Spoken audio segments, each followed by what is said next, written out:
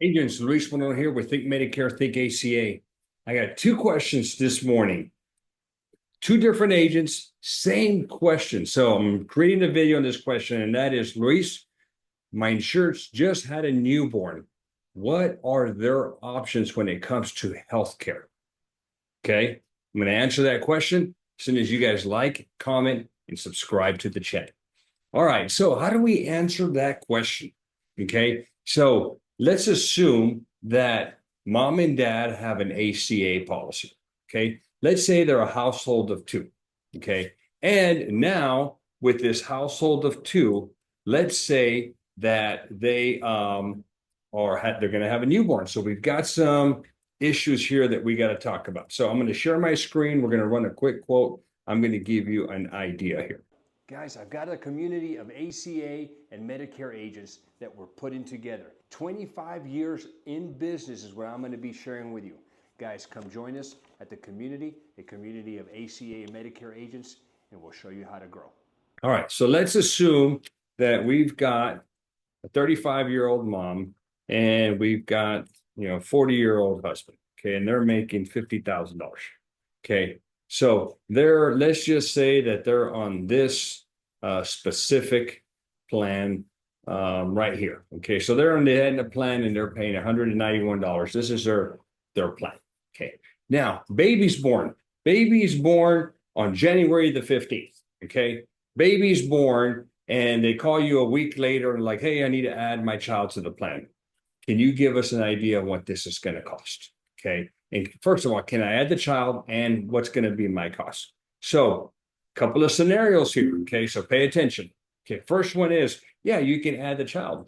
So the child's going to be added to the policy. So the question on one of them was like, can I add? And then when would the coverage start? So the guy was like, it's going to start now when they're calling me. Is it going to start when the baby's born, or is it going to start on February the 1st? I'm like, all right, all good questions. So when you add a child, it will go to the date of birth. Okay, so they were born on January the 15th, and we're January the 21st right now. Then when you process that, it's going to go into effect on January the 15th when the baby was born. Okay, number one. All right, so can I add the baby? So yes, what's my price going to be? So what you would do is you go report a life change, you would report a change in the household, you would add the baby. But since I'm not doing that on an actual app, here's where the math would be. So I'd go on here, I'm going to add a dependent, 0. You know what, let's just go by date of birth. So January 15, 2025, okay? They had a little boy. Okay, so now that same plan, if you notice here, things completely got better.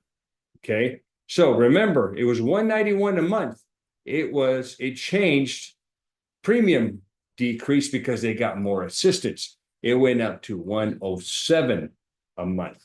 Okay, so not bad, but also if you weren't paying attention, the deductible went down and the out-of-pocket went down.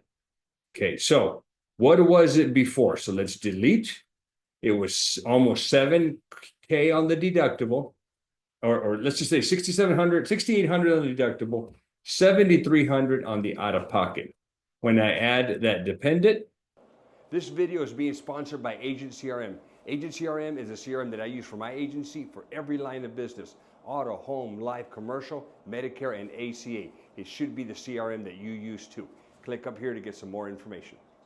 Okay, decreased to $675, and the out-of-pocket $3,045.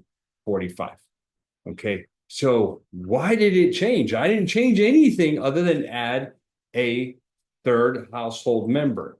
Well, with the income being the same, that third household member, what happened is they got more subsidies. In fact, you know what?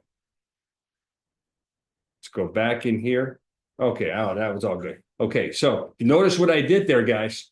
So this little check on here, I didn't catch this, but it here was still only insuring 2 people. Okay, because it said that this child was eligible for CHIP or Medicaid.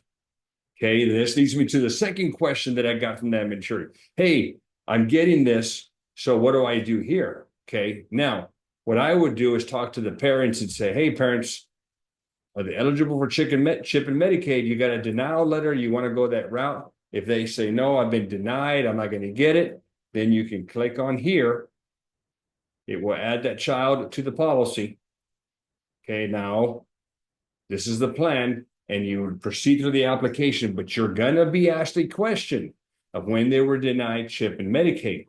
So you need to prepare the parents for that, having that denial letter and that date on when they were denied CHIP or Medicaid. CHIP or Medicaid in my state is going to take 2 to 3 months to get done. So it's kind of one of those things, do they want to go CHIP and Medicaid and wait for the process, or do they want to get that child added to the policy? Now, let's assume you got that denial. Okay, you add them to the policy, and then they reapply, they add the child, and they get approved. Well, you can take the child off this plan and put them and move them over into CHIP or Medicaid.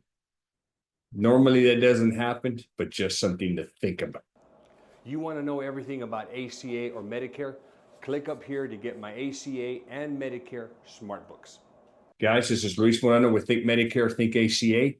Don't forget down below, make sure that you get some of my resources. Agent CRM, guys, they've got Agent AI built into it, free. It talks to your consumers. It chats with them. Really, really good feature. It's also, I also got my